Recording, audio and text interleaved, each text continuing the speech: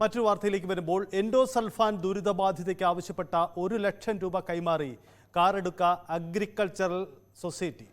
2.5 ലക്ഷം രൂപ നിക്ഷേപമുണ്ടായിരുന്ന ലക്ഷ്മി 1 ലക്ഷം രൂപ ആവശ്യപ്പെട്ടെങ്കിലും 5000 രൂപ മാത്രമായിരുന്നു ലഭിച്ചത്. ലക്ഷ്മിയുടെ പരാതി ന്യൂസ് 18 വാർത്തയാക്കിയതിന് പിന്നാലെ സൊസൈറ്റി ആവശ്യപ്പെട്ട പണം മുഴുവനായും നൽകുകയായിരുന്നു.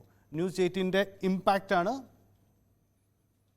വിശദാംശങ്ങളുമായി KV ബൈജു നമുക്കൊപ്പം ചേരുന്നു. ബൈജു, നമ്മളെ സംബന്ധിച്ച് ഏറെ അവകാശപ്പെടാൻ കഴിയുന്ന വാർത്തയാണ്. കാരണം നമ്മളൊരു പ്രധാന വാർത്തയാക്കുകയും ഇത് ചർച്ച ചെയ്യപ്പെടുകയും ചെയ്തതാണ്. ഒടുവിൽ ലക്ഷ്മിക്ക്, ഈ എൻഡോസൾഫാൻ ദുരിതബാധിതയ്ക്ക് ആ പണം തിരികെ ലഭിക്കുന്നു. എന്തായിരുന്നു ഈ നടപടി? ബാങ്കിന്റെ നീക്കം അതെങ്ങനെയായിരുന്നു?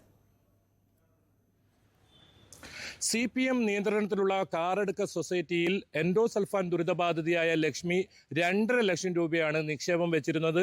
ഇവരുടെ സഹോദരി ക്യാൻസർ ബാധിച്ച് അതീവ ഗുരുതരാവസ്ഥയിൽ ചികിത്സയിലാണ്. ഈ ആവശ്യത്തിനാണ് ഇവർ പണം പിൻവലിക്കാൻ ബാങ്കിലെത്തിയത്. പക്ഷേ അവർക്ക് 1000 രൂപ നൽകാമെന്നാണ് ബാങ്ക് അധികൃതർ നൽകിയ മറുപടി.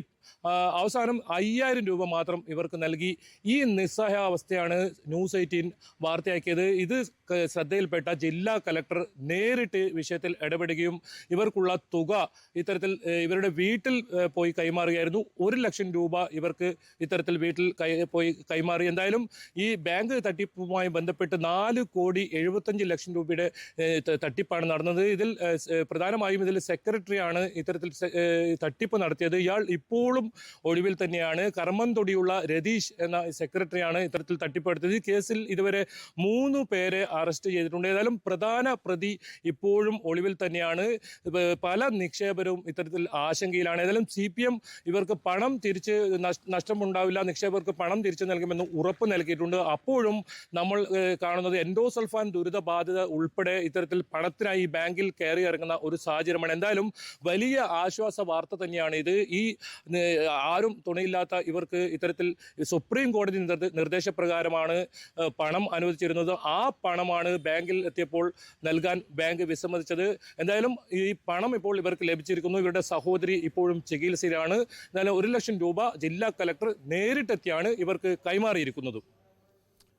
എന്തായാലും ഒരു മാധ്യമ ദൗത്യം വിജയിക്കുന്നതിൻ്റെ സന്തോഷം കൂടി ഞങ്ങൾക്കുണ്ട്. കാരണം കാറെടുക്ക ബാങ്കിൻ്റെ ഈ ബാങ്ക് തട്ടിപ്പ് ക്രമക്കേടിൽ പണം നഷ്ടപ്പെട്ടത് ഒരു എൻഡോസൾഫാൻ ദുരിതബാധിത കൂടിയാണ്. കാരണം സമൂഹത്തിൻ്റെ എല്ലാ കരുതലും വേണ്ടി വരുന്ന ഒരു വീട്ടമ്മയ്ക്ക് പണം നഷ്ടപ്പെട്ടപ്പോൾ അത് ഒരു വാർത്തയാവുകയും അതിലിടപെടുകയും ചെയ്ത അധികൃതർക്കും ബാങ്ക് അധികൃതർക്കും ഞങ്ങൾ നന്ദി അറിയിക്കുന്നു. കാരണം ഈ വിഷയത്തിൽ ആ തരത്തിലുള്ള ഇടപെടലാണ് വേഗത്തിൽ ഉണ്ടായത്.